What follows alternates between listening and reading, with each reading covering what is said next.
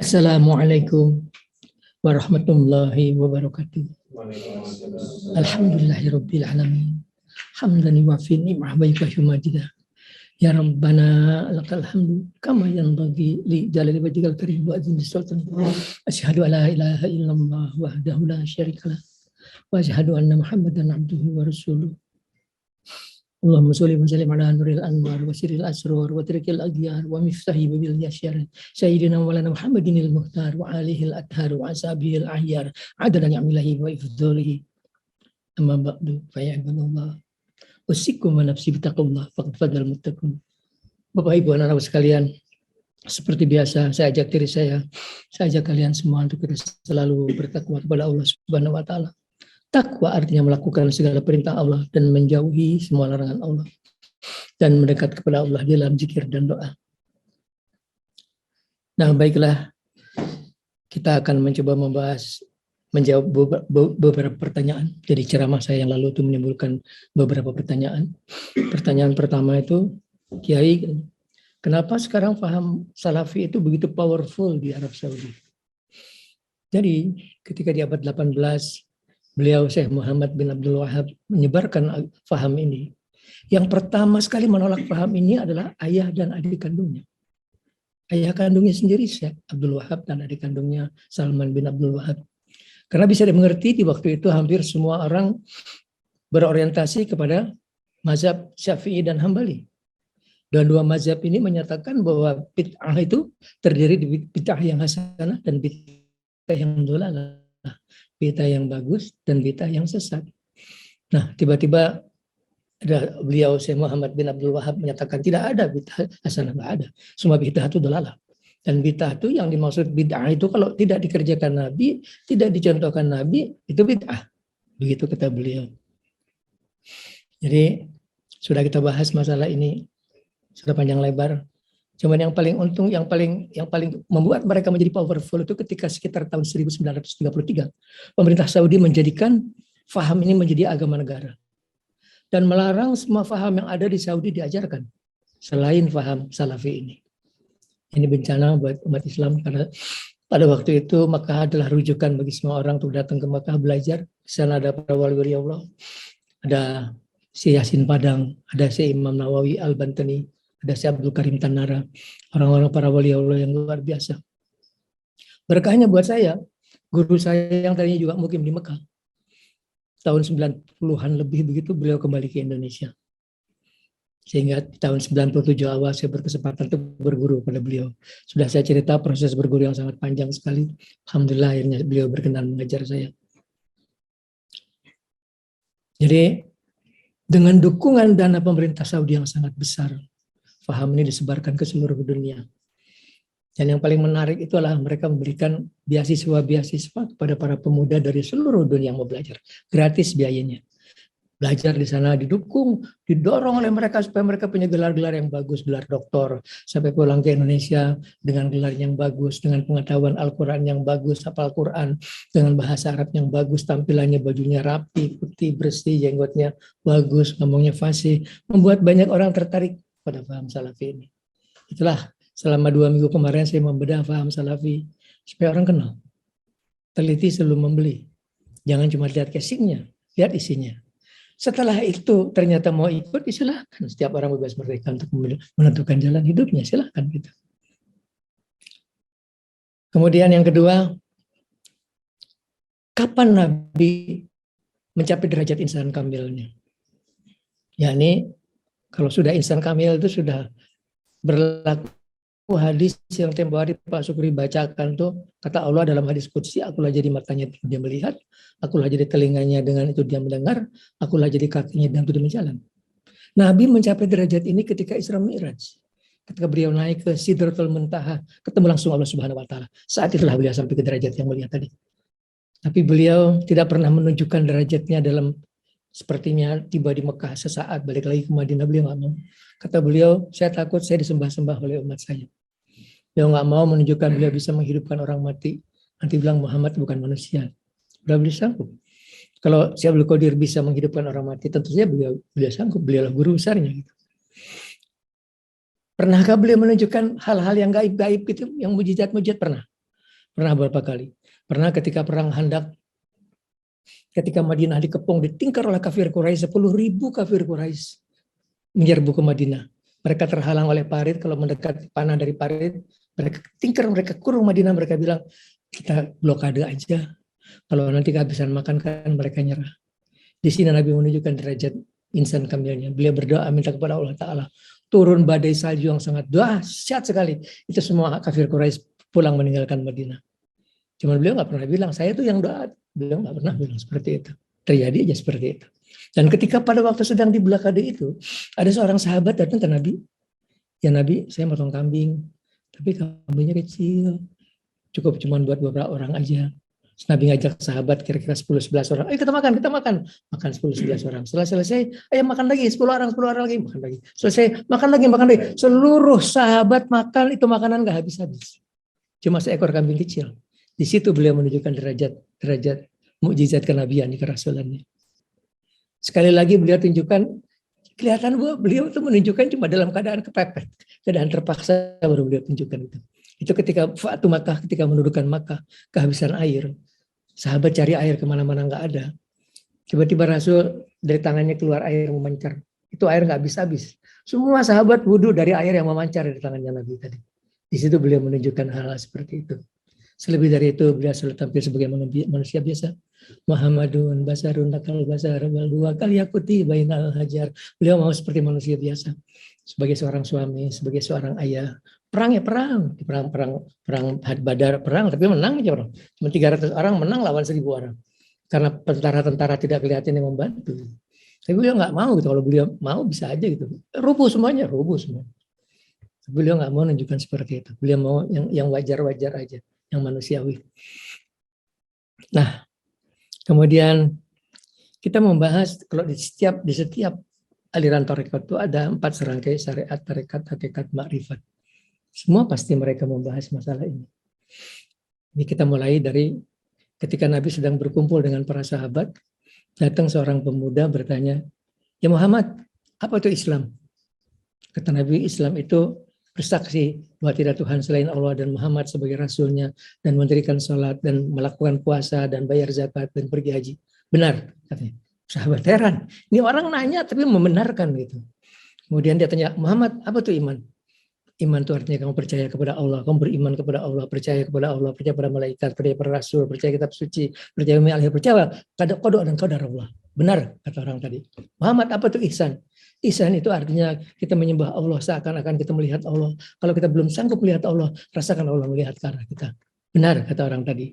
Waktu orang tadi pergi, kata Rasulullah ke sahabat, itulah malaikat Jibril yang sedang mencoba saya. Nah, ini kalau kita lihat, kita bahas masalah syariat itu.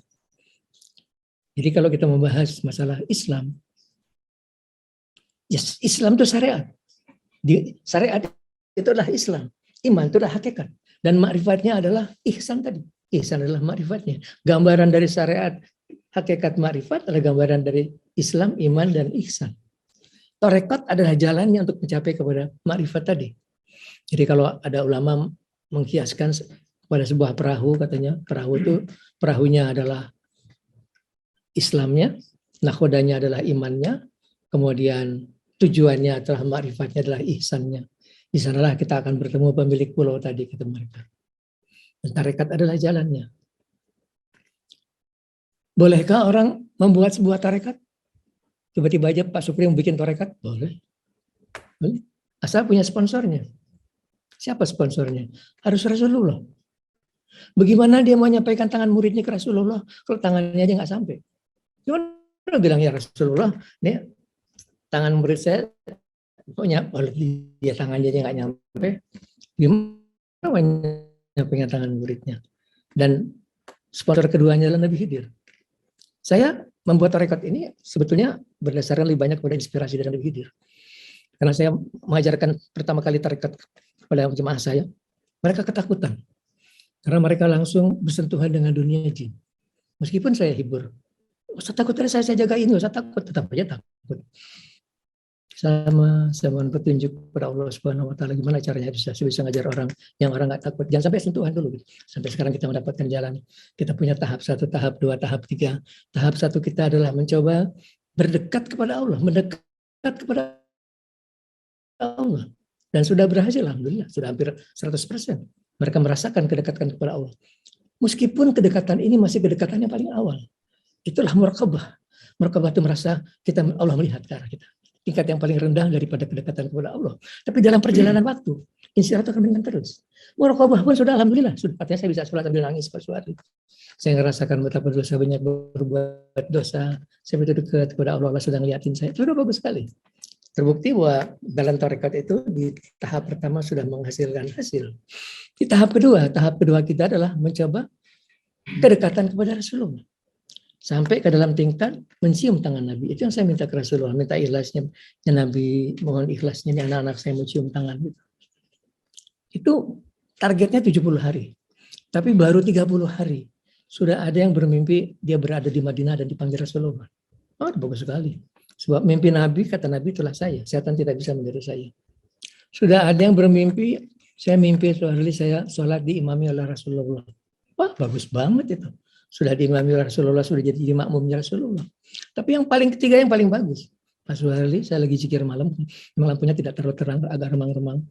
Tiba-tiba Rasulullah berdiri di depan saya. Beliau tersenyum, kasihkan tangannya ke saya untuk saya cium. Saya cium tangan beliau, begitu saya cium, beliau hilang. Wajahnya bercahaya Pak Suharli. Ya, paling nggak ada satu jemaah saya sudah berhasil Nabi berkenan memberikan tangannya untuk dicium. Apa sih jalannya kita untuk bisa kita mencium tangannya Nabi? Yang paling pokok adalah kecintaan. Kita cinta ke Rasulullah. Tanpa kecintaan nggak mungkin kita bisa ketemu Rasulullah, apalagi bisa cium tangan Rasulullah. Nggak mungkin, mimpi aja dia. Dan cinta terus dibuktikan. Bukti kesatu ada dengan salawat. Bukti kedua dengan akhlak. Salawat itu makanya saya ajak setiap hari salawatnya 1000. Ayo salawat 1000. Kalau bisa seumur hidup salawat 1000. Kita akan mendapatkan syafaat Nabi itu bukan cuma di akhirat. Di dalam kubur sudah mendapatkan syafaatnya Nabi. Kita pegangin terus tangannya. Kita tidur, kita rasakan kita lagi pegangin tangannya sambil tidur. Kita ciumin terus tangannya. Tapi buktikan dengan akhlak. Buktikan dengan akhlak.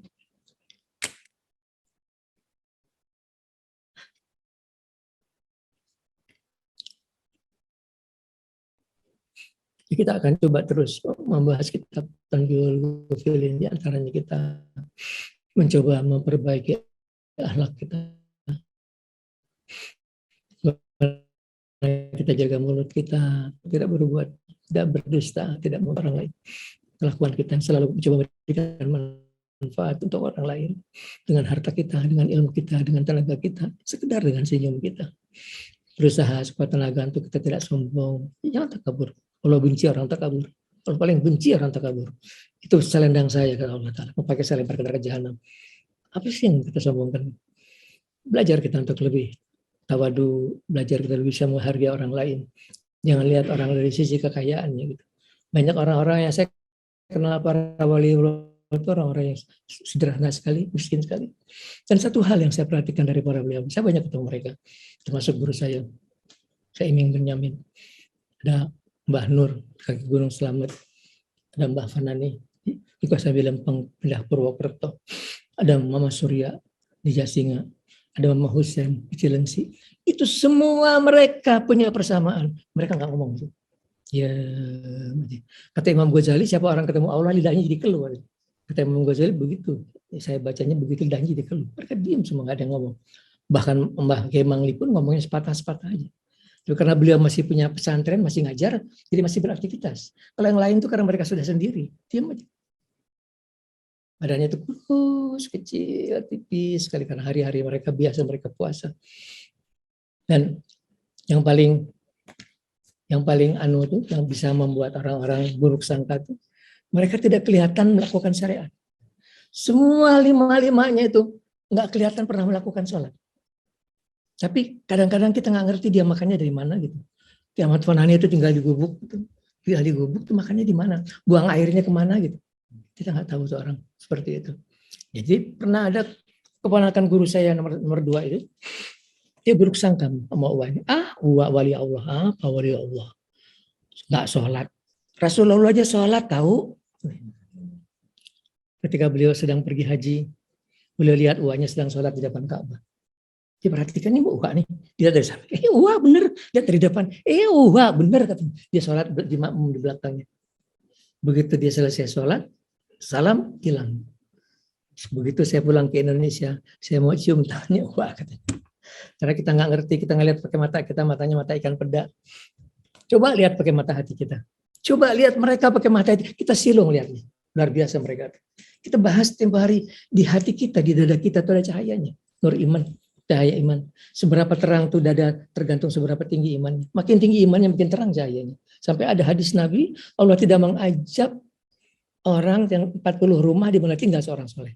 Karena cahaya jiwanya itu melingkupi orang-orang 40 rumah tadi. Sampai sebegitu barokahnya, bisa memberikan maunat, bisa memberikan manfaat bagi 40 rumahnya.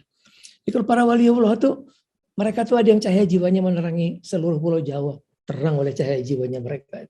Ada yang seluruh dunia kalau sudah Qutbil Aulia terang oleh cahaya jiwanya beliau. Luar biasa gitu. Kita nggak ngerti dunia mereka, jadi jangan buruk sangka. Dan buruk sangka karena mereka nggak kelihatan berikan sholat, bilang, ini orang fasik. Orang nggak sholat, sholat kali jaga sunan setan, wali setan, nggak pernah sholat. Karena lihatnya pakai mata peda, matanya mata peda, mata ikan peda. Coba lihat pakai mata hatinya. Nggak bisa lihat saya mata hatinya ketutup. Buka mata hatinya. Dari apa? Dari dosa dan dari penyakit hati. Pada waktu hati kita sudah mulai bisa ngintip-ngintip sedikit. Kita bisa lihat sedikit-sedikit. Mulai kita melihat, kita silo lihatnya orang pangkatnya apa sih. Pangkatnya apa nih orang? Kalau lihat ke atas kita silo. Kalau lihat ke bawah kita bisa ngukur. Kita bisa ngukur Pak Sugri. Temennya nggak boleh diucap gitu. Cuma di hati kita aja, ini orang sebegini, ini orang sebegitu. Karena itu, kalau kita lihat secara pakai hati kita aja, pakai firasat kita. Pak Sugri kalau lihat ulama, coba lihat pakai hati kita. Itu dari wajahnya aja kelihatan. Auranya tuh sudah kelihatan nih orangnya orang soleh, orang nggak soleh itu sudah kelihatan gitu. Meskipun kita belum bisa mengukur pangkatnya seperti apa, nggak usah sebut nama, nggak boleh, lihat aja bandingkan satu-satu, kita bisa lihat gitu. Jadi kita bahas lagi para wali Allah. Ya saya nggak tahu apakah generasi di bawah saya masih ada para wali Allah itu. Melihat zaman yang sudah sebegini. Ya, sebab kalau kita bahas pesantren-pesantren di Jawa sekarang, itu generasi kakeknya buyutnya itu para wali Allah. Sebut pesantren mana aja, generasi kakek buyutnya para wali Allah. Tapi generasi sekarang, ya maaf ya begitulah adanya. Ya begitulah adanya. Sebegitu sudah alhamdulillah. Alhamdulillah. Jadi sudah kita jelaskan masalah syariat, tarekat, hakikat, dan ma'rifat. Ma'rifat itu jalan menuju kepada Allah Subhanahu wa taala. Jadi Islam tanpa ma'rifat itu nol besar gitu. Nol besar. Allah mengutus 313 rasul, 124.000 nabi untuk sampai kepada ma'rifat. Wa ana rabbukum fa'buduni, saya Tuhan kamu, beribadatlah kamu kepada saya. Awalnya itu untuk kita mengenal Tuhan. Jadi ilmu yang paling mulia di semua ilmu ma'rifat. Meskipun ma'rifat pada syariat itu sesat. Ma'rifat tanpa syariat. Syariat tanpa ma'rifat nol, nggak ada nilainya. Harus dua-duanya dipegang, syariat dan ma'rifat dipegang. Jadi kita sekarang bahas ma'rifat dulu tadi, kita bahas dari mulai itu 3 tingkatan. Tingkat yang paling rendah itu ma'rifat bil ilmi. yakni kita kenal kepada Allah. Ya, nggak ada bukunya. Mudah Al-Fatihah. Sudah sering kali kita tunjukkan. Jadi mengenal Allah secara nama dan sifat. Kita kenal wujud dan bakul. Wahraful awadisi. Qiyamuhu binafsihi. Wahdaniyah kodrat irodat. Ilmu khayat. Sama besar kalam qadirun. Muridun iman hayun sami'un basirun. Mutaqallimun. 20 sifat Allah. Kita apal kepada Allah dengan Ar-Rahman, Ar-Rahim, Al-Malik, Al-Qudus, As-Salam, Al-Mu'min, dan seterusnya 99. Berusaha untuk menguasai. Berusaha. Supaya jangan sampai dizikirnya ya Qadim. Zikir ya Qadim itu nggak ada dalam 99 nama Allah. Itu menunjukkan wawasan terhadap ilmu ma'rifat. Tingkat ma'rifat yang paling rendah aja masih seperti itulah gitu. Kuasai ma'rifatil ilmi itu dengan baik, itu untuk meningkat kita ke dalam ma'rifatil akli. Yang dengan tafakur, berlatih salah tafakur itu nilainya tinggi. Tafakur sa'atin khairin min ibadatis sana. Tafakur sesaat itu lebih utama dari ibadat setahun. Setahun, bayangkan bandingannya setahun. Setahun orang sudah segala macam, sudah puasa, sudah macam-macam. Kalah oleh tafakur orang sesaat. Ditafakurin, dilihat ke langit, dilihatin bintang, dia memuja Allah, ya Allah, itu bintang begitu banyak. Allah menciptakan bintang begitu banyak, padahal satu bintang lebih besar dari bumi kita. Berapa besarnya alam semesta? Berapa besarnya Allah yang menciptakan alam semesta? Kita akan memuji Tuhan, ya Allah, ya Allah. Rabbana wa khalaqna hadza batila. Subhanaka wa qina adzabannar. Kita akan memuji Tuhan. Kita melihat pergantian malam dan siang. Gimana kalau bumi tidak berputar, matahari tidak berputar, ada sisi bumi tersorot matahari terus, suhu naik 100, 200, 300, 400, semua musnah terbakar. Di baliknya jadi es, musnah kehidupan. Sehari 24 jam terus-terusan sorot matahari. Dunia sudah akan berantakan gitu.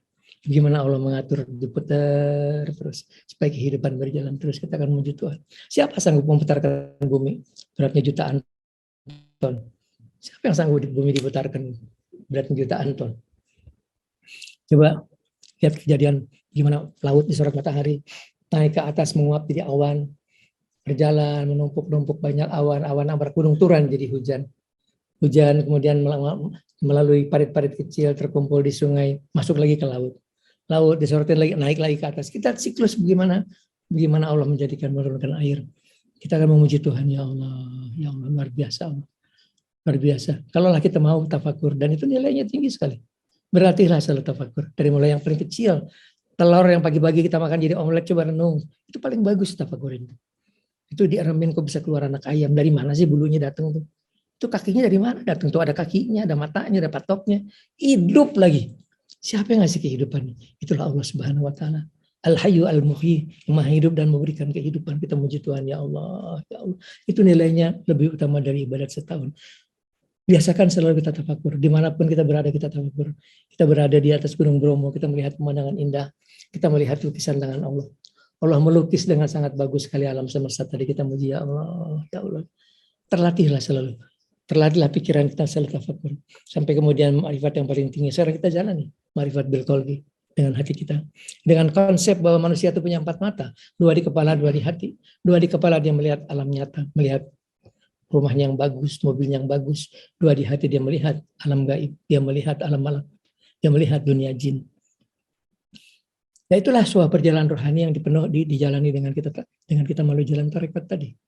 Tarekat kita melalui dengan kita mendekat kepada Allah. Jadi siapapun mau ikut tarekat saya, silahkan. Nggak bayar, gratis. Dan nggak ketemu saya nggak apa-apa. Tapi syaratnya satu, kirimin Fatihah sekali untuk Rasulullah, kirimin Fatihah sekali untuk saya. Kalau untuk Rasulullah itu, untuk kita membina hubungan rohani kepada Nabi. Kalau kepada saya, sama. Membina hubungan rohani kepada saya, supaya saya bisa jagain. Itu banyak hal-hal yang menarik dari kalimat tadi. Pernah saya ceritakan, saya pernah nangkap santet. Itu bukan buat saya, buat murid saya adanya di Solo lagi. Saya nggak pernah bilang, kamu disantet, enggak. Saya selesaiin aja. Sihirnya saya lumpuhkan, jinnya saya bunuh, dukunnya saya pecutin aja. Pernah datang jin gagal lagi, tiba-tiba mau ngebunuh saya. Saya tangkap itu, ini mau ngapain? Oh ternyata dia dikirim buat menyelakakan murid saya. Itulah ajaibnya hubungan batin. Itulah ajaibnya hubungan batin. Ini murid perempuan saya, baru aja kejadiannya. Kejadiannya baru aja. Dia bilang dia suka nyetel beker untuk bangun salat subuh. Pakai handphone. Waktu bekernya bunyi, dia sadar dia matikan karena masih ngantuk. Tiba-tiba handphonenya bunyi lagi, ada telepon. Waktu diangkatnya, Pak Suharli telepon. Dia langsung bangun, Pak Suharli nelpon. Di telepon nggak ada suara. Saya nggak pernah nelpon. Yang nelpon siapa itu?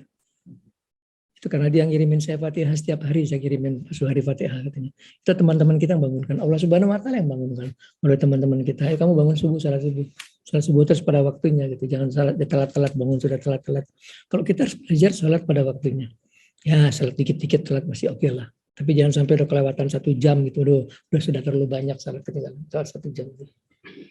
Pernah saya 15 tahun yang lalu, saya pergi jarak sekitar 15 tahun yang lalu. Pergi jarak ke Wali Songo pakai 2 bus. Saya di bus 1, satu lagi di bus 1. Di sana ada orang-orang, ada Profesor Sulastri, ada Profesor Susiati. Kita baru selesai jarak dari Sunan Gunung Jati, kemudian dari Sunan Kalijaga. Di tengah jalan, ini mereka sendiri yang bilang, kita bercanda-bercanda Pak Suharli. Kita bercanda, kita mungkin sudah kelewatan katanya. Tiba-tiba di speakernya bus itu kedengaran suara saya marah-marah. Baru saya selesai jarak, mulutnya udah kayak begitu. Mereka diam semuanya. Diam semuanya. Saya bilang, saya di bus yang lain, mana mungkin saya ngomong di situ. Itu malaikat yang ngomong. Itulah Allah sayang kepada mereka. Allah tunjukkan, ya jangan kayak gitu. Baru selesai jarah, sudah mulutnya udah gitu. Jadi memang akhlak itu cerminan dari akhlak nomor satu ke mulut kita. Ayo, jaga mulut kita. Apa sing ora perlu diomong, aja diomong. Ngomong tuh kalau ada perlunya, kalau nggak ada ngomongnya nggak usah. Nggak usah ngomong itu. Insyaallah itu jalan menuju keselamatan diantaranya seperti itu. Lagi kita mau bahas. Jadi tarekat saya itu tadinya saya mau kasih nama tarekat Hidriyah. Dari nama Hidir alaihissalam. Tapi ternyata sudah ada kelompok tarekat pakai nama itu. Tarekat Hidriyah. Jadi sekarang saya kasih nama tarekat Fajariyah. Fajar itu fajar nyingsing, fajar Islam yang mudah-mudahan mengajarkan jalur yang lurus. Dan itu diambil dari nama guru saya yang ketiga. Pak Fajar, Fajar Ibrahim. Itu orang-orang yang luar biasa. Kalau diceritakan lebih panjang, kalau orang-orang yang pakai hukum akal sudah nggak akan nangkep. Nggak kekejar kalau dia pakai hukum akal. Padahal kalau kita di pondok Pak Sugeng itu kita bisa bukan tahu, kita merasakan. Kalau tiba-tiba kita nabrak pintu, kita sudah di sebelah sana kan kita kaget. Kita sendiri kaget, kok bisa ya? Kok bisa saya nabrak pintu, saya ada di sebelah sana? Kita coba-coba lagi nggak bisa. Kita ketok-ketok pintu sih, teman kita nanya, kamu tadi keluar dari mana kan? Di situ kita mulai tahu bahwa ada sesuatu yang di luar hukum akal kita. Kita juga merasakan seperti itu. Cuma kita itu terjadi waktu itu saya terjadi ketika saya mimpi ketemu Rasulullah. Saya kaget bangun mau cepat-cepat wudhu. Jadi saya buru masjid itu gelap gulita. Buru-buru ke pintu, nah gitu itu terjadi. Itu kalau kita mau sekali lagi kayak gitu juga nggak bisa. Tapi itu sebuah pelajaran bagi kita bahwa ada suatu sisi dimensi yang tidak bisa dikejar oleh akal. Kalau manusia mula-mula pertama percaya pada hukum panca indera, dia lihat ini tangan, ini gelas, ini dia percaya gitu. Kemudian hukum itu pecah ketika melihat gunung dari jauh warnanya biru, dideketin warna biru, dideketin warnanya hijau gitu. Mulai dia percaya kepada hukum akal. Ada terjadi pembiasan warna. Tapi ketika dia merasakan sebuah peristiwa dejavu, pernah ngerasain dejavu? Kita ini tiba-tiba merasa seakan ini pernah kejadian nih. Ini pernah kayak gini kejadian, ini pernah terjadi, ini bahasa yang semua orang pasti pernah merasakan. Ini kayak gini persis ada kamu, ada ini saya pernah ngerasain. Kapan itu terjadinya? Dalam mimpi dia. Dulu berapa bulan yang lalu, berapa minggu lalu dia mimpi kayak begitu, sekarang itu terjadi. Itu apa gitu? Apa kok bisa terjadi bahwa dia dulu kejadian seperti itu, mimpi seperti itu, tiba-tiba terjadi kejadian yang nyata. Itulah kita percaya pada hukum hati. Bukan pada akal lagi, pada hukum hati. Ada hukum yang lebih kuat, ialah hukum hati. Jadi itulah, jadi kalau mengikuti saya, kita punya target tahap ke-1 kita adalah mendekat kepada Allah. Ke-1 yang kita kerjakan adalah setiap malam kita baca istighfar, 2 istighfar. Astagfirullahaladzim manujila, astagfirullahaladzim manujila, ilaha ilah wal hayyul qayyum wa atubu ilaih 100. Yang ke-1, ya hayyu ya qayyum la ilaha illa anta subhanaka inni kuntu minadz zalimin. Bagian bisa nggak dimasukin ke Instagram saya sih? Bacaan-bacaan tadi, ya masukin ya supaya saya nggak perlu jelasin lagi, orang bisa lihat. Gitu. Target kedua kita mencari kedekatan kepada Rasulullah. Kalau tadi kedekatan ke Rasulullah itu harus dengan akhlak dan dengan salawat. Di depannya tetap ada istighfar 2 untuk bersihkan hati kita, karena hati kita kan pasti akan kotor. Kita masih berada dalam masyarakat, mata kita lihat yang haram-haram. Nah, tiba-tiba orang bajunya minimalis sekali gitu, kita nggak saja ngelihat. Untung aja kita nggak balik 2 kali ngelihat, Pak Supri. Kalau kita ngelihat sengaja gini, nggak pasti dosa. Gitu. Tapi kalau udah gini balik lagi ngelihat, nah itu namanya niat. Itu namanya niat ngelihatnya gitu. Tapi kadang setan kan ngogoda terus. Setan terus menggoda, lihat tuh mulus tuh, setan terus dibusikin ke kita sampai kita kepleset di dalam dosa. Kuping kita dengerin orang lagi ngegunjing terus, buka TV orang lagi baca cerita gosip, cerita yang bikin dosa terus. Jadi untuk nggak berbuat dosa itu nyaris nggak mungkin. Setelah setiap malam kita ulang lagi istighfar, minta ampun kepada Allah. Maafkan saya Allah atas segala salah-salahan dan dosa. Insyaallah hati kita bersih terus gitu. Kalau kita mati pun kita mati dalam keadaan bersih dari dosa. Jadi yang Pak Sukri bilang pedihnya sakaratul maut, insyaallah kita nggak akan rasakan gitu. Insyaallah. Misalnya malaikat Israel datang pun dengan lembut ya. Dia assalamualaikum, permisi mau cabut nyawa. Kita masuk ke dalam kubur pun sudah Nabi yang belain kita. Jadi tanya ini kesayangan saya, ini anak kesayangan saya. Bukakan pintu surga. kita sudah melihat indahnya surga. Jadi ada orang-orang yang tidak masuk ke dalam kubur itu sudah menikmati indahnya surga. Tapi kebanyakan orang sedang merasakan pedihnya siksa neraka. Pedihnya siksa kubur, kesian sekali. Itulah kalau lewat kubur, jangan lupa bacakan Fatihah buat mereka. Mereka senang banget. Senang banget. Mana lagi orang dulu supaya bacain Fatihah buat kita, baca selawat, pahalanya kita sampaikan buat mereka semua. Kasihan, mereka sudah nggak bisa lagi berbuat amal soleh. Sementara keluarganya juga nggak ada yang ingat mereka. Keluarganya sibuk diri sendiri, kasihan sekali itu. Ya kita lah. Saya sekarang umur saya sudah 75. Kalau kata orang Betawi, orangnya Pak Sukri katanya sudah bau tanah. Yang ada cuma sebuah doa, aduh ya Allah, saya pengen masih dikasih umur. Saya pengen menyelesaikan tarekat saya sampai ke tahap 3. Saya akan dampingi jemaah-jemaah saya yang masuk ke tahap 3. Itu tahap kita akan menyelam ke lautan makrifat. Dan sudah pasti kita akan bersentuhan dengan dunia jin. Pasti. Jadi kalau orang bilang, kalau orang katanya dia tahu jin, berarti dia jin. Ya Allah, ya Allah. Pak Suwarli, ada nggak sih ilmu supaya kita mengenal dunia jin? Nggak ada, saya juga nggak pernah tahu itu. Tapi kalau kamu menyelam ke lautan makrifat, otomatis kamu akan bersentuhan dengan dunia jin. Otomatis. Dan kita harus tahu bahwa jin itu sama seperti kita. Cuma 2 makhluk Tuhan yang diberikan perintah untuk ibadah kepada Allah. Wa ma khalaqal jinna wal insa illa liya'budun. Yang 2 lagi setan jelas sudah masuk neraka jahanam. Jadi jin itu sama seperti kita, mereka melahir, mereka hidup, mereka mati, mereka punya istri, mereka punya anak, mereka kumpul suami istri, seperti itulah. Cuman umur mereka panjang, umur mereka sampai 300 tahun, 400 tahun. Jadi makanya jumlah mereka 9 kali manusia. Tapi mereka kebanyakan tidak tinggal di daratan, kebanyakan mereka tinggal di lautan. Di daratan ada Pak Soehari? Ada di daratan, di pohon-pohon beringin ada. Di tiap kuburan itu saya akan selalu ngeliat jin. Tempat-tempat gelap, tempat-tempat yang kotor selalu ada jin. Tapi jin-jin kayak itu mah jin-jin yang yang nggak berbahaya gitu. Bisa nakut-takutin aja. Tapi kalau sudah memimpin sebuah wilayah, rajanya jin Gunung Salak, rajanya jin Gunung Kerinci, dia jago. Dia potensial bisa membunuh. Nggak cukup pakai ayat kursi aja. Potensial. Jadi kalau ada ulama mati itu mendadak boleh jadi dibunuh jin. Makanya kalian murid-murid saya harus punya ilmu kita untuk menjaga dari kejahatan. Kita yang bisa bunuh mereka, bukan mereka bunuh kita gitu. Tapi mereka jago. Jumlahnya banyak banget. Kalau di lautan itu di atasnya Jakarta ke atas sana ada 1. Di atasnya di tengah-tengah Jawa Tengah itu ada 1. Di selatannya Pelabuhan Ratu ada 1. Yang terkenal selatan kan Nyi Roro Kidul. Semua orang kalau bilang Nyi Roro Kidul tahu. Entah kenapa tuh rajanya selalu perempuan. Kalau satu mati digantikan perempuan lagi, satu mati gantikan perempuan lagi. Yang sekarang pun relatif masih baru. Dan dia jago deh, sakti dia. Dia minta kesaktian, dia tanpa minta kesaktian kepada Allah. Tapi dia bukan jin yang taat kepada Allah. Yang ditemenin. Pengen temenin, tampilin pedang lehernya, kalau macam-macam nyanyi gitu. Macam-macam gitu. Kita nggak mau urus sama dia, tapi kalau harus terpaksa urusan apa boleh buat gitu. Boleh buat. Dan mereka jago, nggak cukup dengan kesombongan gitu. Nggak cukup dengan kesombongan. Dia bisa hilang dari pandangan mata hati kita. Bayangkan kita harus lihat pakai mata hati, dari mata hati kita dia hilang. Gimana jagonya dia?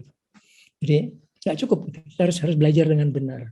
Belajar dengan benar. Tempoh hari saya minta ayo semuanya amalkan ayat 5, ayat 7, ayat 15 secara teratur. Secara teratur.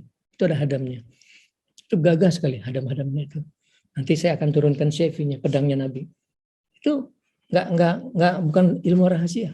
Cuman kalau dia nggak kuat ngangkatnya buat apa juga gitu. Keangkat juga nggak, buat makainya buat dipakai. Sudahlah, kita cukupkan pembahasan hal-hal seperti itu. Jadi kita bahas makrifat tadi, sudah kita berikan pengenalan makrifat dasar, tengah sampai ke makrifat yang paling tinggi. Yang paling tinggi kita kejar dengan tarekat kita. Mendekatlah kepada Allah tadi dengan kita baca istighfar 2 istighfar, kita puasa 3 hari, kita baca hasbunallahu wa ni'mal wakil, walhamdulillah wa ta'ala billahil azizil hakim, kita baca asmaullah ya latif, ya latif, ya latif. 16.641 dan kerjakan itu dengan fokus. Jadi kalau ada jemaah saya cek sudah 30 hari, gimana sudah merasakan kedekatan? Belum Pak Suharli, cuma saya ngerasa saya lebih tenang sekarang. Biasanya saya gerapal-geropo, biasanya saya gelisah, sekarang saya nggak gelisah lagi. Saya tenang, buat saya itu belum cukup. Belum cukup, kamu cuma ngerasa lebih tenang, kamu nggak gelisah, nggak takut, nggak cukup. Saya tahu masalahnya apa. Itu tidak fokus. Ya kalau sekarang zikir sembari ngelamun gitu, itu kan sama orang makan di piring habis tapi nggak masuk ke perut. aura-auran aja. Ada yang ngajarin, ayo semenit baca istighfar, astagfirullah, astagfirullah, astagfirullah, astagfirullah. Aduh ya Allah, terus sih kayak makan aura-auran aja gitu. Mending baca 10 kali, tapi dengan hati yang menghadap. Astagfirullahaladzim, astagfirullahaladzim. Dengan hati menghadap kepada Allah. Menghadap itu artinya apa? Kosongkan pikiran kita. Kosongkan pikiran kita, rasakan kita di depan Ka'bah. Kosongkan pikiran kita, mulai kita baca ya Latif, ya Latif, ya Latif. Tengah jalan pasti diganggu lagi oleh setan. Balik lagi kita fokus lagi, ya Latif, ya Latif. Seperti itulah kita fokus. Beberapa ngerjakan seperti itu mereka berhasil. Mereka lapor saya, iya Pak Suwadi saya bisa. Sekarang saya bisa. Besok selalu seperti itu. Besok kalau zikir terus fokus. Jangan zikir sembari ngelamun, zikir sembari ngerjain apa tuh. Ya, ada manfaatnya, ya ada kecil sekali. Jangan sembari ngelamun, harus fokus. Boleh dicicil, boleh cicil, tapi tetap harus fokus. Baiklah sekarang kita akan berdoa. Kita hadapkan hati kita kepada Allah Ta'ala. Kita yakin Allah akan mengabulkan doa kita. Amin. Subhanallah, walhamdulillah. Wala ilaha illallah, wallahu akbar. Wala hawla wala quwwata illa billah. Adana ma'alim Allah, wa zinata ma'alim Allah, wa mil'a ma'alim Allah. Allahumma salli wa sallim wa barik ala sayyidina Muhammadin wa ala alihi wa sahbihi wa ala jamil anbiya'i wal mursalin bi'adadi kulli ma'lumin ilahana ya Allah. Berkumpul bersimpuh di hadapan kami hamba-hambamu, selalu mengharapkan rahmat kasih sayangmu.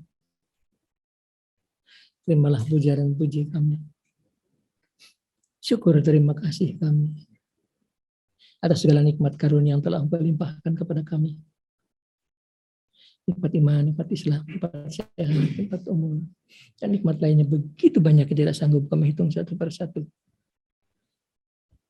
Makasih ya Allah, nuhun Gusti.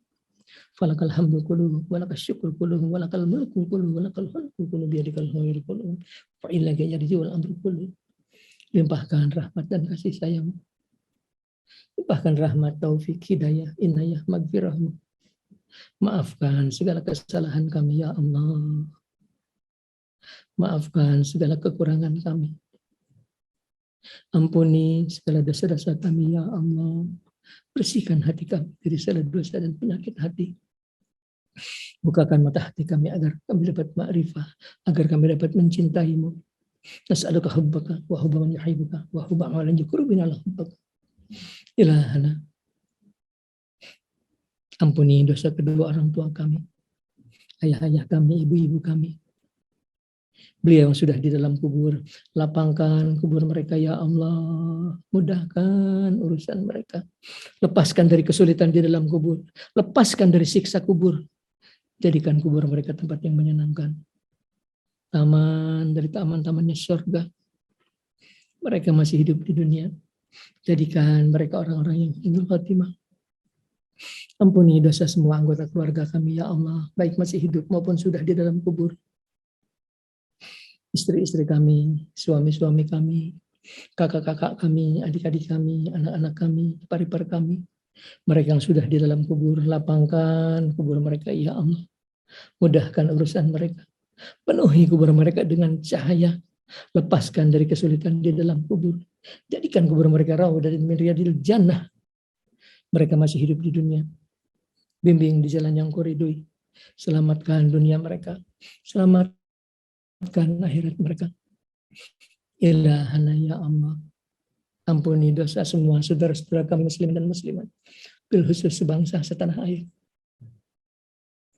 Ampuni dosa mereka ya Allah. Rahmat-Mu lebih luas dari dosa mereka. Rahmat-Mu lebih luas dari maksiat mereka. Berikan mereka kekuatan agar dapat melaksanakan segala perintah-Mu. Berikan kekuatan agar dapat menjauhi semua larangan-Mu. Walhamdulillah quwata illa bika. Walhamdulillah quwata illa bika. Walhamdulillah quwata illa bika. Ya Allah, limpahkan kami rezeki yang luas, yang halal. Allahumma shalli wa sallim wa barik ala Muhammadin wa adadi anwa'i rizqi wa tuha. Ya masjidul haji, ya masjidul rizqi liman yasha bi ghairi hisab. Ubsut alaina rizqan wasi'an halalan. Ubsut alaina rizqan wasi'an halalan min kulli jihatin min huzaini ghaibika. Bi manati mahlukin bi mahdi farika wa karamika ya Rahman. Ilahana ya Allah, ya Allah, memohon kami kehadirat-Mu. Jadikan kami dan seluruh keluarga kami, anak-anak kami, cucu-cucu kami, cicit-cicit kami, orang-orang yang soleh-soleh, orang-orang yang takwa kepadamu. Kurniakan kami, jadikan kami orang-orang yang berbahagia dunia akhirat. Memohon kami kehadiratmu dengan segala kekurangan kami, dengan segala kelemahan kami, dengan segala dosa dan maksiat di hati kami. Memohon kehadiratmu ya Allah, Tuhan kami yang maha suci, Tuhan kami yang maha kuasa, Tuhan kami yang maha agung. Memohon dengan segala keagungan cahaya wajah, dengan segala kemuliaan, ketinggian, kekuasaan dirimu. Kabulkanlah permohonan kami. Kabulkanlah doa kami ya Allah. Bikaramatihi Abuya Fajar Ibrahim, bikaramatihi Abuya Imam Bunyamin, bikaramatihi Abuya Syekh Abdul Qadir Jailani, bimu'jatihi Abuya Hidir alaihissalam, bimu'jati Abuya Hidir alaihissalam, bisafaati Rasulullah Sayyidina Muhammadin sallallahu alaihi wasallam, birahmatika ya arhamar rahimin, birahmatika ya arhamar rahimin, birahmatika ya arhamar rahimin, birahmatika ya arhamar rahimin, birahmatika ya arhamar rahimin, birahmatika ya arhamar rahimin, birahmatika ya arhamar rahimin, برحمتك يا عزيز الحكيم، برحمتك يا علي العظيم، برحمتك يا قوي المتين، برحمتك يا غفور الرحيم، برحمتك يا سلام المؤمن، برحمتك محمين العزيز، برحمتك مصبر الحكيم، برحمتك يا سميع العليم، برحمتك بصير الصديق، برحمتك يا لم يلد ولم يولد ولم يكن له كفوا احد، برحمتك يا قضي الحاجات، برحمتك مجيب دعوات. وصلى الله على محمد وعلى اله وصحبه وسلم عدد ملكه ورضا نفسه وزنة عرشه ومداد كلمته سبحان ربك رب العزة عما يصفون وسلام على المرسلين والحمد لله رب العالمين. بحضرة النبي محمد صلى الله عليه وسلم وأبويا هدير عليه السلام وأبويا سر القدير جايلاني وأبويا إمين بنيامين وأبويا فجر إبراهيم شهيد لهم الفاتحة. بالله من الشيطان الرجيم. بسم الله الرحمن الرحيم. الحمد لله رب العالمين الرحمن الرحيم مالك يوم الدين إياك نعبد وإياك نستعين اهدنا الصراط المستقيم صراط الذين أنعمت عليهم غير المغضوب عليهم ولا الضالين. Amin. Mari kita berdoa lagi. Bismillahirrahmanirrahim. Bismillahirrahmanirrahim. Subhanallah walhamdulillah wa la ilaha illallah wallahu akbar wa la hamdu wa la quwwata illa billah.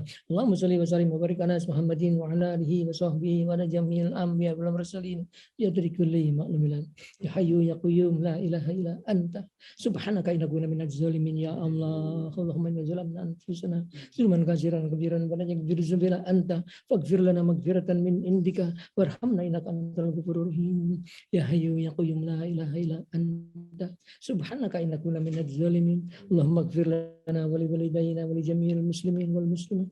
Allahumma ighfir lana dzunubana khata'ina kullahu dikkahu wa jallahu wa awalahu wa akhirahu wa laniyatahu wa sirruhu. Allahumma an'isna wajburna wahdina li ahsanil amali wal akhlaq innahu la yahdi li ahsaniha illa anta wasrif anna sayyi'ah la yasifu sayyi'ah illa anta bi rahmatika ya arhamar rahimin. Namun jubika rabbuna min jahdil bala'i wa darafis saqa'i wa su'il qada'i ismataka illa da'in. Nas'aluka al-afiyata fid dunya wal akhirah. Nas'aluka al-afwa wal afiyata fid dinina wa dunyana wa ahlina wa amwalina. Allahumma astur awratana wa amin duratana.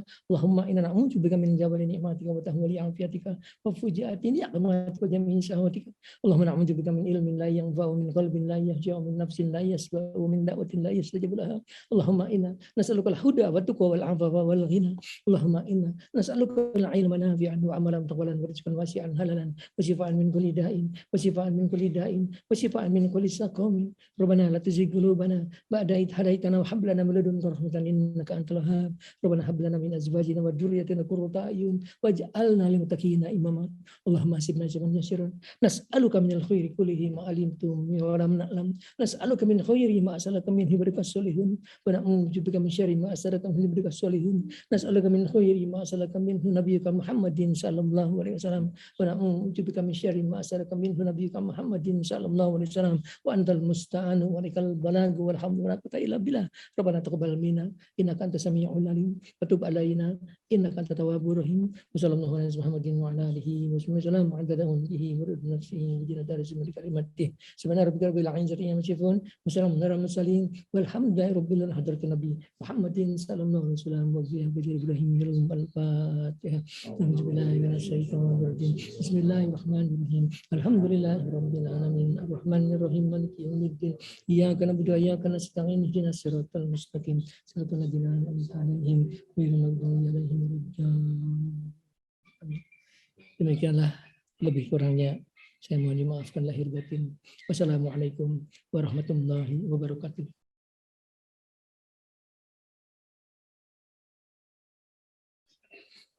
Doa kita adalah doa jauhkan dari corona. Saya sudah pernah kirimkan doa itu. Asal dibaca 3 kali maghrib, 3 kali subuh, insya Allah kita aman dari corona. Amin. Subhanallah walhamdulillah wa la ilaha illallah wallahu akbar. Wa la hawla wa la quwwata illa billah. Allahumma shalli wa sallim wa barik ala Muhammad wa ala ali Muhammad. Allahumma anta rabbuna la ilaha illa anta. Alaika tawakkalna wa anta rabbul arsyil azim. Masya Allah, kana wa lam yakun yakun wa la hawla wa la quwwata illa billahil aliyyil azim. Na'lamu anna Allaha ala kulli syai'in qadir wa anna qad hata bi kulli syai'in ilman. Allahumma mujibu wajhikal karim wa bismikal azim wa bikal mitil hitamati min syarri virus corona anta akhir min asyatiha inna rabbuna ala siratim mustaqim. Allahumma inna mujibu wajhikal karim wa bismikal azim wa bikal mitil hitamati min syarri virus corona anta akhir min asyatiha inna rabbuna ala siratim mustaqim. Allahumma la yuhjamu jinduka wa la yuhlafu aduka wa la yanfa'u dzal jadi min kaljat subhanakallah wa bihamdika. Allahumma inna mujibu wajhikal karim wa bismikal azim wa bikal mitil hitamati min syarri virus corona anta akhir min asyatiha inna rabbuna ala siratim mustaqim. Allahumma yuhjamu jinduka wa la yuhlafu aduka wa la yanfa'u dzal jadi min kaljat subhanakallah wa bihamdika. Wassalamu ala Muhammadin wa ala alihi wasallam walhamdulillahi rabbil alamin.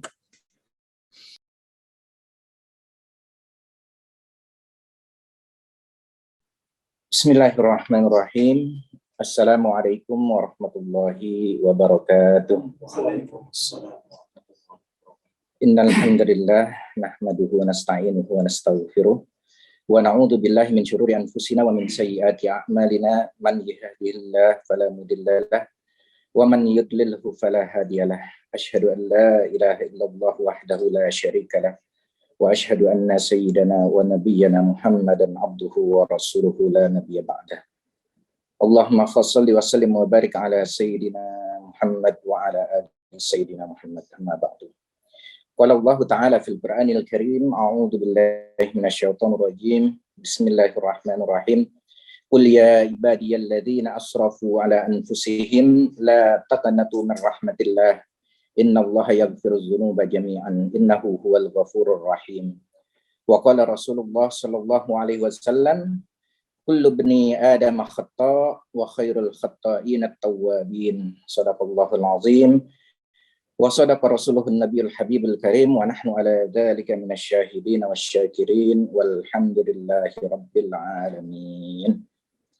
Hadratil mukarramin wal mukarramat, jamaatul muslimin wal muslimat rahimani wa rahimakumullah, wabil khusus orang tua kita, guru kita Bapak Kiai Haji Muhammad Suharli, matta'anallah bituli hayatih wa nafa'anallah bi ulumihi fid darain fid dari dunya dan akhirah. Dan juga yang sama-sama kita hormati, kita sayangi ibu kita, orang tua kita, Ibu Hajah Melani Laimena Suharli. Kemudian yang selalu mendampingi kita dalam acara pengajian, yaitu yang pertama Ibu Dr. Hajah Dewi Motik Pramono, dan yang kedua Ibu Insinyur Hajah Nita Yudi, BA, yang mudah-mudahan kita doakan mereka semua, insya Allah selalu dalam rahmat dan lindungan Allah Subhanahu wa Ta'ala, diberikan usia yang panjang dalam iman Islam, dalam sehat afiat. Amin ya rabbal alamin. Dan juga tentunya kepada seluruh Bapak Ibu jamaah sekalian yang alhamdulillah berkenan hadir dalam acara pengajian kita pada minggu sore hari ini. Mudah-mudahan kita semua selalu dalam rahmat dan lindungan Allah Subhanahu wa Ta'ala. Bapak Ibu sekalian, sebelum saya sampaikan mengenai tema kita pada hari ini, yaitu mengenai taubatan nasuha, sedikit saya ingin bercerita. Cerita ini insya Allah merupakan tahaddus bin nikmah. Jadi kita harus bisa membedakan antara tahaddus bin nikmah dengan riya. Perbedaannya adalah niat dalam hati apa. Niat awal dalam hati apa? Kalau niat awal dalam hati berbicaranya kita menyampaikan satu kenikmatan kepada orang lain, tujuannya biar orang lain memuji kebaikan kita, nah itu jelas riya. Tapi kalau tujuannya adalah untuk kita sampaikan kepada orang lain agar orang juga bisa ikut bersyukur dan kemudian bisa mengikuti apa yang kita lakukan sehingga mendapatkan kenikmatan dari Allah Subhanahu wa Ta'ala, maka itulah yang dikatakan tahaddus bin nikmah. Artinya apa tahaddus bin nikmah? Sesuai dengan kalimat bahasa Arabnya tahaddus. Tahaddus itu artinya membicarakan. Bin nikmah, membicarakan nikmat yang telah Allah berikan. Saya juga ingin menyampaikan tahaddus bin nikmah sebelum kita membahas tentang masalah taubat, karena nanti ada kaitannya juga dengan masalah tema yang akan kita sampaikan, ya. Bahwa untuk mendekat kepada Allah Subhanahu wa taala, untuk sampai kepada makrifat kepada Allah Subhanahu wa taala, jalannya adalah yang pertama seperti yang sedang kita lakukan dan selalu diajarkan oleh guru kita, yaitu dengan cara kita berzikir, kita tingkatkan ibadah-ibadah kita yang wajib, yang sunnah, kita tingkatkan. Maka insya Allah pelan-pelan kita akan mendekat kepada Allah dan mudah-mudahan bisa bermakrifat kepada Allah Subhanahu wa taala. Cara yang kedua adalah dengan Allah benturkan kita kepada suatu masalah. Yang masalah ini nantinya jalan keluarnya bisa jadi dua. Kalau kita tidak kuat iman, artinya kita tidak dibekali dengan ilmu, maka bisa jadi kita malah semakin terpuruk karena masalah tersebut.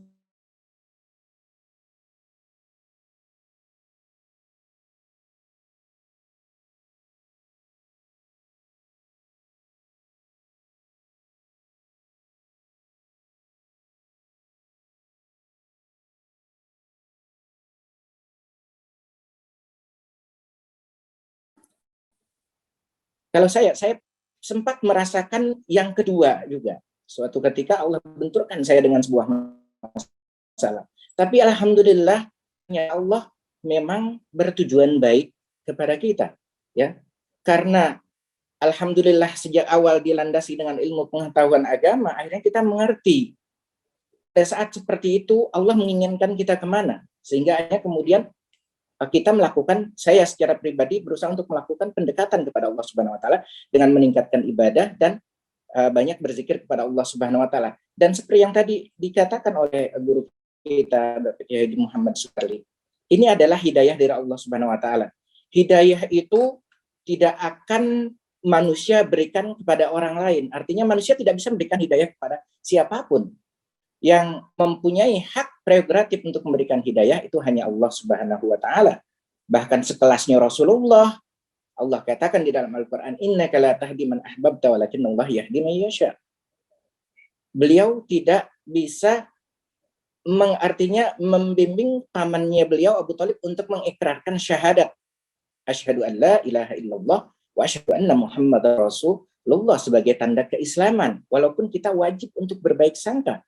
Beliau paman Nabi adalah orang yang sangat mencintai Rasulullah.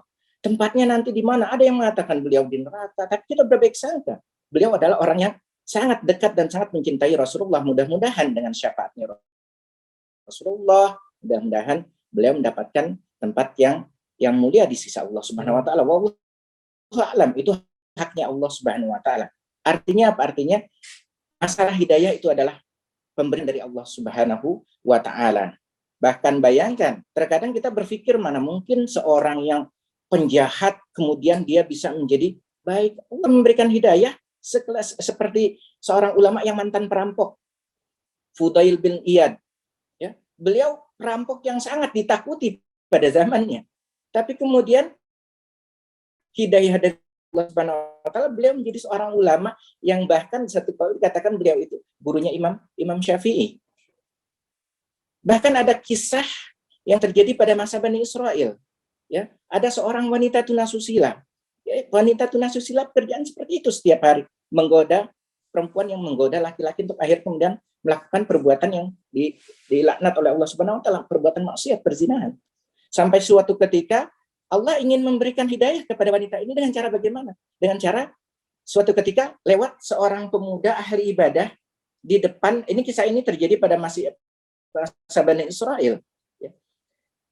Suatu ketika ada seorang pemuda ahli ibadah lewat di depan rumah si wanita tunasusila ini. Karena memang pekerjaan si wanita ini adalah menggoda laki-laki, digodalah si ahli ibadah tadi. Ternyata tergoda. Laki-laki ahli ibadah ini tergoda. Sampai kemudian istilahnya mau nyewa wanita tersebut. Dikumpulkan uangnya sampai 10 dinar, kemudian datang ke rumah wanita tadi. Sudah berdekatan, duduk berduaan tanpa ada orang yang melihat. Atas izin Allah, tiba-tiba Allah kasih hidayah kepada pemuda tadi dan ingat kepada Allah Subhanahu wa taala sehingga gemetar ketakutan.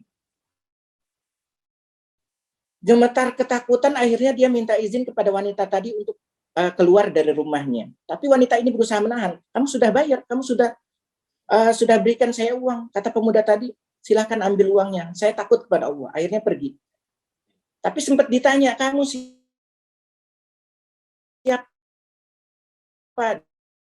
Karena asalnya bukan asalnya kiriman. Akhirnya dibiarkan laki-laki itu pergi. Cuma kepergian si laki-laki ini membuat wanita itu jadi penasaran. Akhirnya karena penasaran, disitulah masuk hidayah Allah Subhanahu wa taala dengan cara berpikir, orang ini yang baru pertama kali, sementara saya hampir seumur hidup saya melakukan maksiat. Saya tidak merasa takut kepada Allah. Padahal Tuhannya dia adalah Tuhannya saya, Tuhan yang sama. Maka kemudian Allah masukkan hidayah, akhirnya wanita ini bermaksud untuk pergi mengunjungi rumah si pemuda tadi. Dengan niatan, kalau pemuda ini ingin, maka dia akan bersedia untuk menjadi istrinya agar dibimbing dalam hal agama. Singkat kata, akhirnya wanita ini pergilah ke rumah si pemuda ahli ibadah tadi dengan memakai cadar. Karena sudah bertobat kepada Allah dengan memakai cadar. Dia pergi, kemudian sampailah di desa tempat pemuda tadi. Ketika sudah sampai rumahnya dan ketemu dengan pemuda tadi, dibuka cadarnya, pemuda ini kaget luar biasa. Kenapa? Dia ingat wanita itu adalah wanita tunasusila yang dia hampir berzina dengannya. Saking kaget dan takutnya, meninggallah laki-laki tadi, si ahli ibadah tadi, Allah cabutnya. Akhirnya wanita itu karena sudah bertekad ingin menikah dengan dia sampaikan ke keluarganya, saya sudah bertekad ke sini untuk ingin dinikahi atau ingin menikah dengan pemuda yang alim tadi, tapi dia keburu meninggal. Adakah saudaranya yang bersedia untuk menikahi saya? Akhirnya ada saudara daripada laki-laki tadi yang akhirnya meninggal dunia. Dan ternyata Allah takdirkan dari wanita yang awalnya tunasusila inilah lahir nabi-nabi Bani Israel. Hidayah Allah Subhanahu wa taala. Jadi setan itu, iblis itu, yang ia tidak punya adalah harapan. Harapan apa? Harapan untuk masuk ke dalam surga. Semua manusia kita ini memiliki harapan untuk bisa masuk ke dalam surga. Hanya satu makhluk yang satu-satunya Allah jadikan tidak punya harapan untuk masuk ke dalam surga, yaitu iblis laknatullah alaihi. Makanya kerjaannya iblis itu adalah memupus harapan manusia untuk merasa bahwa Allah tidak ampuni dosanya, Allah tidak akan ampuni. Seorang, mungkin kita pernah dengar namanya gitu ya. Ini juga kalau kita lagi berziarah di kota Madinah, ketika kita bercerita tentang kisah Jabal Uhud tentang Hamzah bin Abdul Muttalib yang terbunuh di perang Uhud, dibunuh oleh seorang budak yang bernama Wahsy. Namanya Wahsy bin Harb.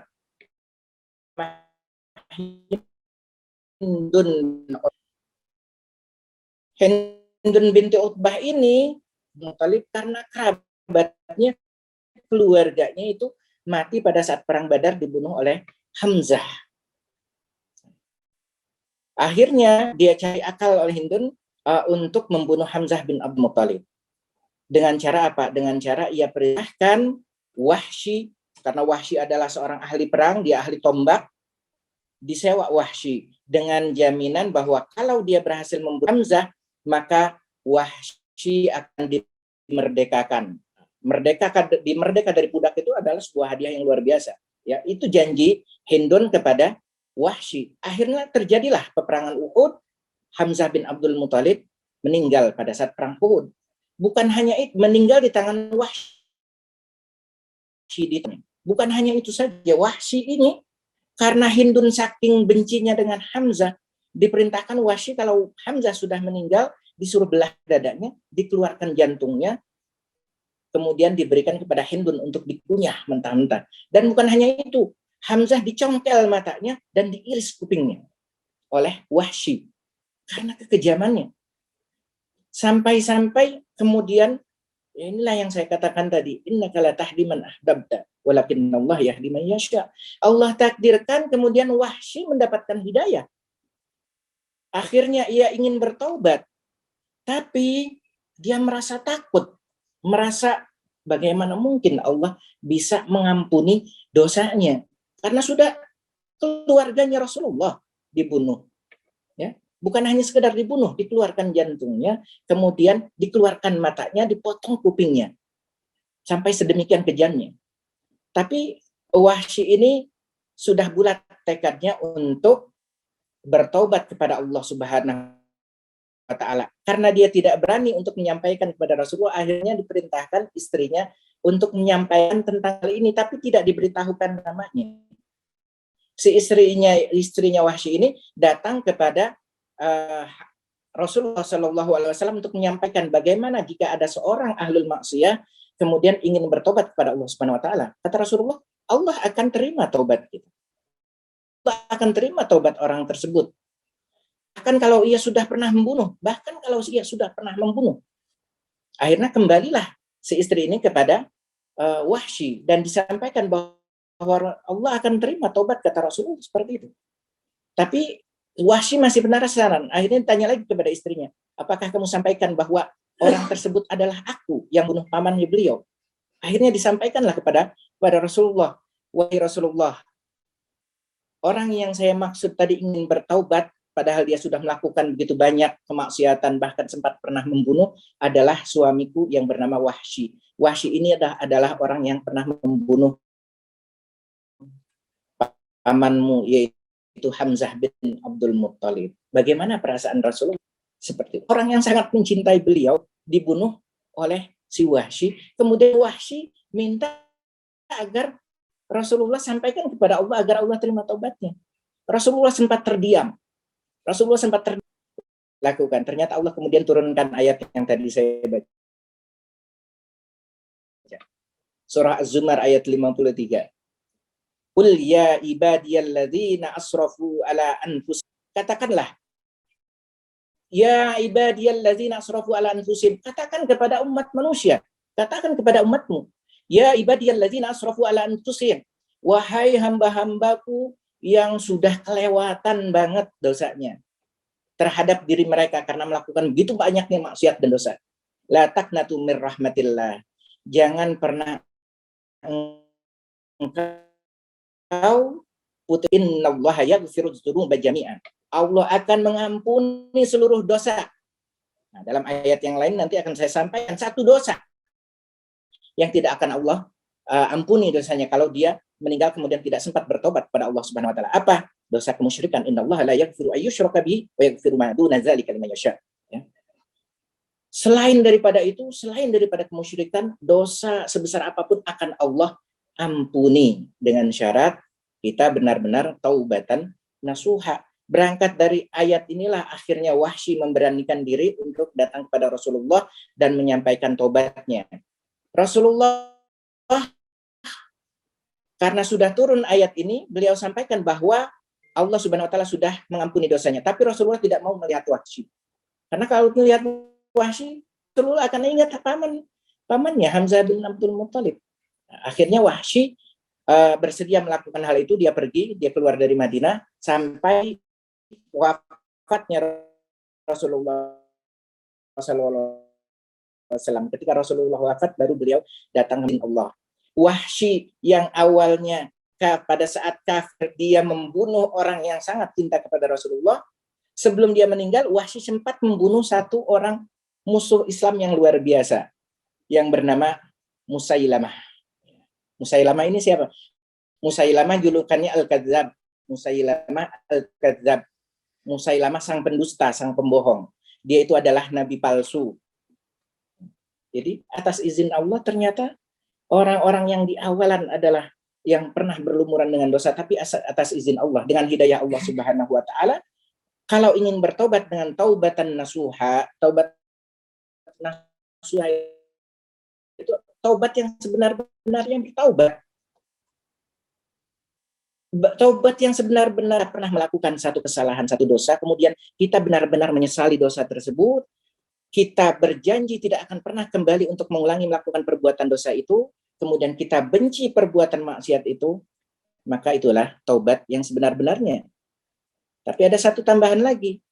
Terkadang dosa yang kita lakukan ada kaitannya dengan manusia.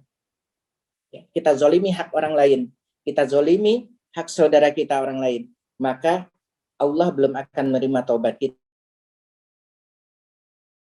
kecuali nah ini yang lebih berat. Kalau kepada Allah Subhanahu wa taala, begitu kita melakukan perbuatan maksiat, kita bertaubat, bahkan kata Abu Bakar As-Siddiq sampai 70 kali dalam sehari kita melakukan maksiat, kita bertaubat dengan syarat asal jangan di dalam hati kita seperti ini. Kadang kan Allah Maha Pengampun, nggak apa-apa lah, nanti saya melakukan dosa itu lagi, kemudian nanti saya bisa bertobat, besok minta ampun lagi, kemudian saya tobat, kemudian saya lakukan lagi. Nah, kalau sudah ada perencanaan dalam hati seperti itu, maka tobat yang seperti ini Allah nggak akan terima. Ya. Dan jangan mengandalkan bahwa Allah akan selalu menerima taubat kita, lantas kita membuat main-main seperti itu. Berdosa, taubat, dosa, taubat, dosa, taubat. Kalau umur kita sampai pada saat kita ingin bertobat kepada Allah Subhanahu wa taala, tapi sebelum sampai kita bertobat kepada Allah kemudian kita sudah meninggal, wallahu a'lam. Ya, akan Allah akan terima dan Allah akan hapuskan dosa-dosa yang pernah kita lakukan. Nah, kaitannya dengan diri yang tadi saya sampaikan bahwa tahadus bin nikmahnya saya adalah, tapi ya seperti ini mungkin karena kelemahan iman saya yang juga belum sinyal kedekatan saya kepada Allah Subhanahu wa taala itu belum full gitu ya. Maksudnya ya kadang dekat, kadang hilang.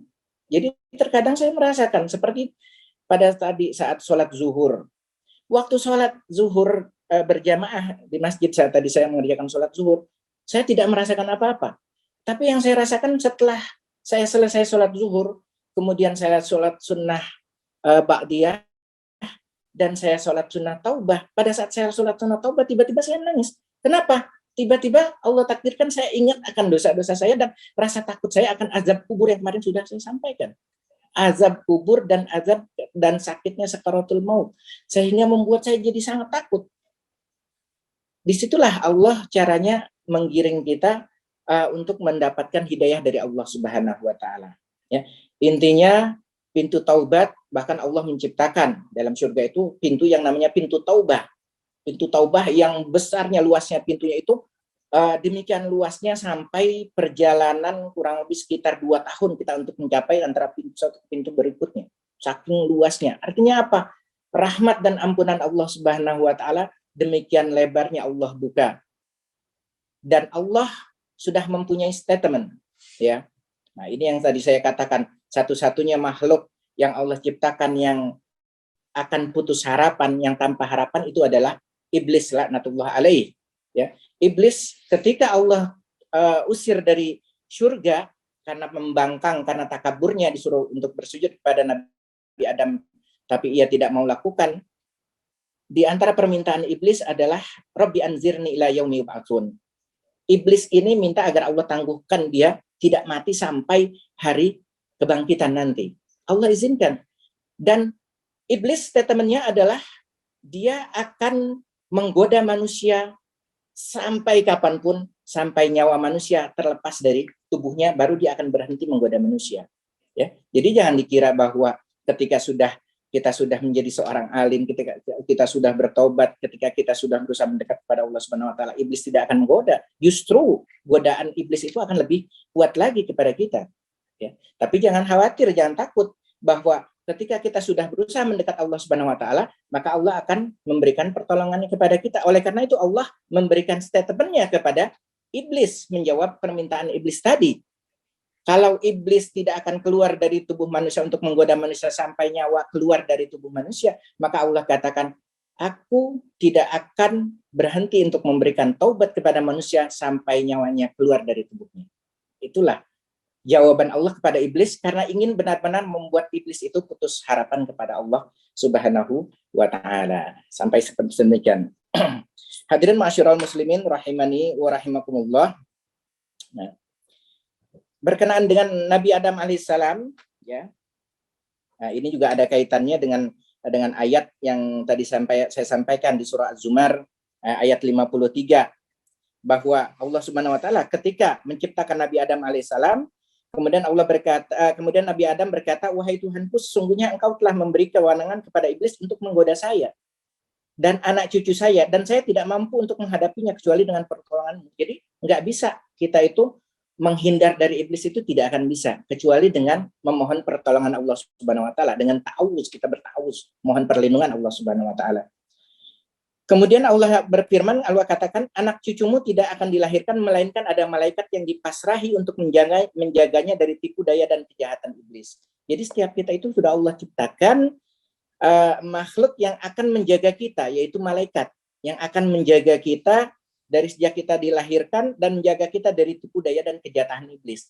Tapi terkadang yang tidak bisa manusia jaga itu adalah hawa nafsunya. Hawa nafsunya yang kemudian diboncengi oleh iblis, itu mencari celah melalui hawa nafsu. Sehingga akhirnya dari hawa nafsu itulah kemudian manusia akhirnya terjerumus ke dalam perbuatan maksiat yang dilarang oleh Allah Subhanahu wa taala.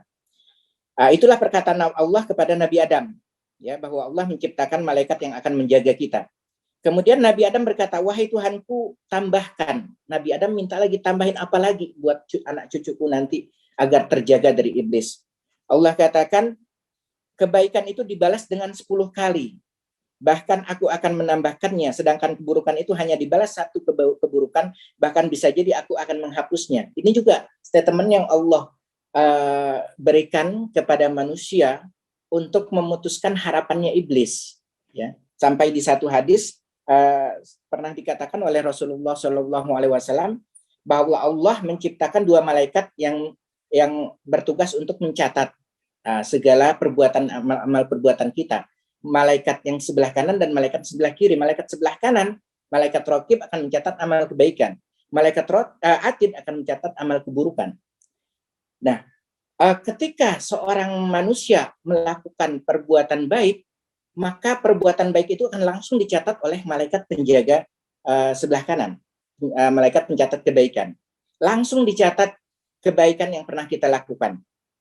Sedangkan pada saat kita melakukan keburukan atau melakukan maksiat, Allah memerintahkan malaikat yang ada di sebelah kiri pencatat keburukan agar jangan langsung mencatatnya.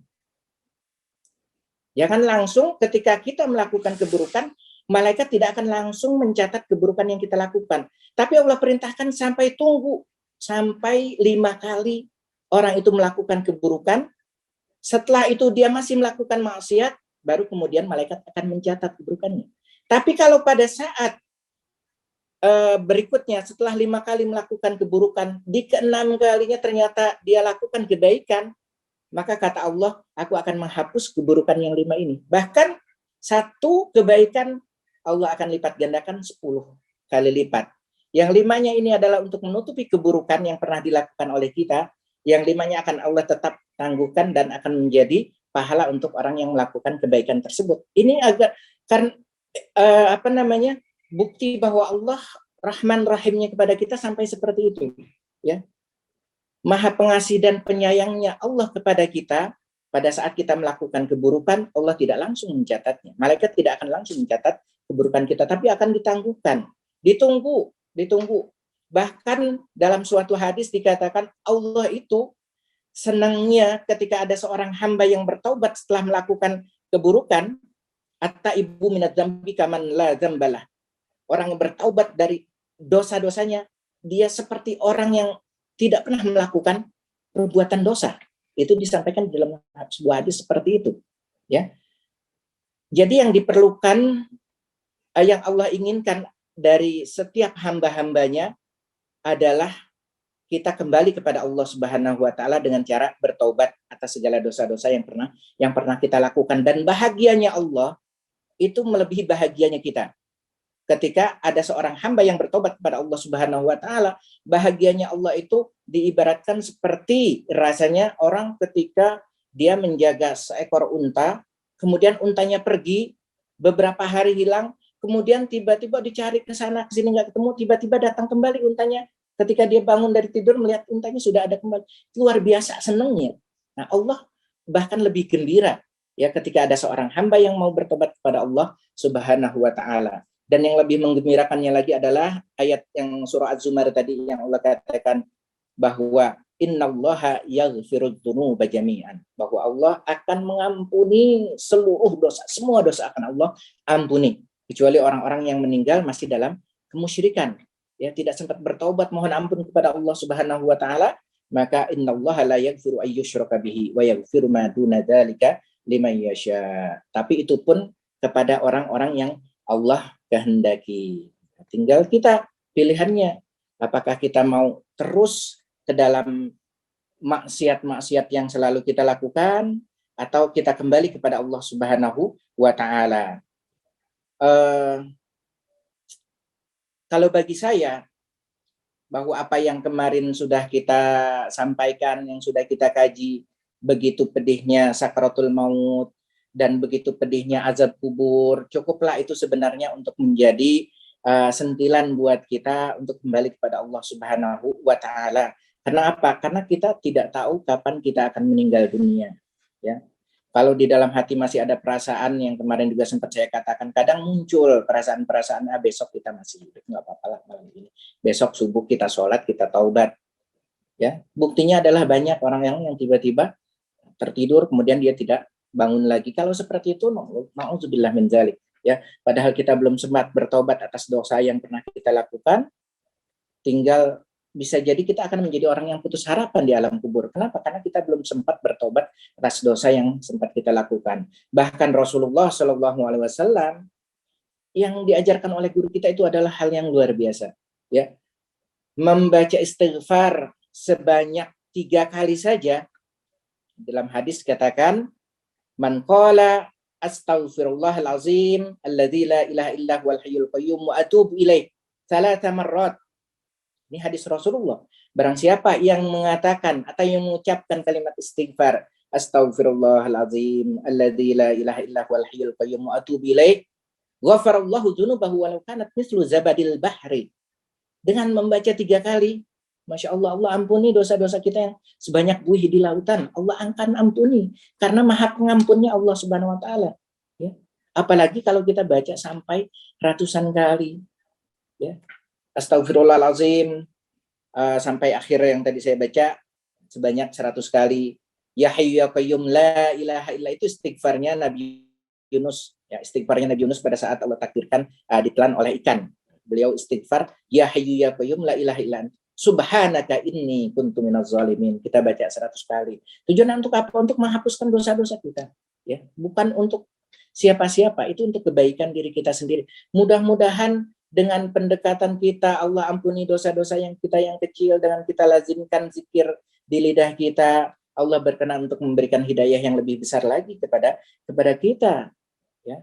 Allah takdirkan kita meninggal dalam keadaan husnul khatimah, tidak bisa serta-merta bisa melakukan banyak kebaikan, keburukan, kemudian belum sempat bertobat, kita berharap untuk bisa husnul khatimah, tidak akan mungkin bisa. Yang Allah tunggu dari kita adalah taubat dengan taubatan nasuha, tebat sebenar-benarnya bertobat kepada Allah Subhanahu wa taala. Wallahu a'lam bissawab. Masih banyak lagi hadis-hadis yang lain, ya. Bahkan saya nukil ada satu perkataan dari Imam Ali bin Abu Thalib, ya. Imam Ali bin Abu Thalib adalah sahabat Rasulullah sekaligus sepupunya beliau yang mendapatkan julukan Madinatul Ilmi. Ada Madinatul Ilmi wa aliun babuha. Aku adalah kotanya ilmu. Ali itu adalah pintunya ilmu. Artinya beliau orang yang sangat cerdas sekali. Ali bin Abu Thalib. Ali bin Abu Thalib mengatakan, ini hebatnya orang-orang Arab dulu, pandai untuk membuat syair. Sampai kemudian Allah takdirkan bahwa mukjizatnya Rasulullah SAW yang terbesar adalah Al-Quran, karena bahasanya luar biasa indahnya, bahasanya Al-Quran. Bukan saja puitis, tapi luar biasa. Sampai-sampai Musailamah yang tadi saya sampaikan, nabi palsu tadi, dia berusaha untuk membuat membuat ayat palsu istilahnya. Yang saya masih ingat itu pelajaran saya waktu masih SMP, kalau nggak salah di Madrasah Sanawiyah. Karena ingin menandingi Al-Quran, nabi palsu ini membuat tandingan Al-Quran. Yang dibuat adalah ya difda binta difda'ain nakimatu nakin a'laki fil ma'i wa asfalaki fitin. Tapi memang kedengarannya seperti indah, tapi nggak ada maknanya. Ya difta itu artinya katak. Ya difta binta difda'ain, anak daripada dua katak. Nakimatu nakin, bersihkan apa yang bisa engkau bersihkan. A'laki fil ma'i, bagian atas di a'laki fil ma', bagian atas di air, wa asfalaki fitin, dan bagian bawah bersihkan. Tapi nggak ada maknanya. Ya nggak ada maknanya. Tidak seperti Al-Quran. Bahasa Al-Quran sangat luar biasa, Put. Qul a'udzu birabbin nas, malikin nas, ilahin nas. Akhirannya semua adalah sin. Nah, Imam Ali juga punya perkataan yang luar biasa bagusnya dan sangat puitis. Kalau kita bisa mengerti bahasa Arab, kadang yang mengerti pun belum tentu bisa langsung mengartikan. Ya, yang disampaikan Imam Ali adalah kuburuna tubna wa nahnu ma tubna. Ya laitana tubna min qabli an tubna. Kalimatnya kan indah banget. Bagi orang yang bisa berbahasa Arab itu terdengarnya indah kalimatnya. Kuburuna tubna wa nahnu ma tubna. Ya laitana tubna min qabli an tubna. Maksudnya adalah Imam Ali mengatakan kebanyakan manusia itu kuburuna, makam kita atau kuburan kita sudah digali, sudah dibangun, kuburuna tubna. Kuburan kita sudah dibangun atau kuburan kita sudah digali, wa nahnu ma tubna. Sedangkan kita belum sempat bertobat pada Allah Subhanahu wa taala. Ya laitana tubna, seandainya Allah Subhanahu wa taala berkenan untuk memberikan kita hidayah kemudian kita bertaubat, ya laitana tubna min qabli an tubna. Seandainya kita bisa bertaubat sebelum dibangunnya kuburan kita, digali kuburan kita. Ada motivasi agar kita secepat-cepatnya bersegera untuk bertobat kepada Allah Subhanahu wa taala. Jangan sampai putus harapan sebesar apapun dosa yang pernah kita lakukan. Asal kita menyesali dan berjanji kepada Allah Subhanahu wa taala tidak untuk mengulangi kembali dosa-dosa tersebut, maka innallaha huwal ghafurur rahim. Allah julukannya itu Ghafir, Ghafur, Ghaffar. Ghaffar yang maha sangat pengampun. Orang yang sehari 7 kali melakukan perbuatan dosa, kemudian minta ampun dosa, minta ampun, akan Allah ampuni. Kenapa? Karena Allah Ghaffar, Allah maha pengampun. Tapi jangan dijadikan apa yang saya sampaikan ini sebagai permainan. Artinya besok kita nggak apa-apa. Kalau ada di hati perkataan bahwa nggak apa-apa kita melakukan dosa, besok kita bertaubat lagi, itu artinya kita menyengaja. Itu sama saja dengan memperolok-olok Allah Subhanahu wa taala. Wallahu a'lam bishawab. Mudah-mudahan dari apa yang saya sampaikan bisa membuka mata hati dan pikiran kita untuk bersegera bertaubat kepada Allah Subhanahu wa taala sebelum maut datang kepada kita. Kalau maut sudah datang kepada kita, yang ada di dalam kubur hanyalah penyesalan seperti yang Allah gambarkan dalam surah Al-Munafiqun ayat 10.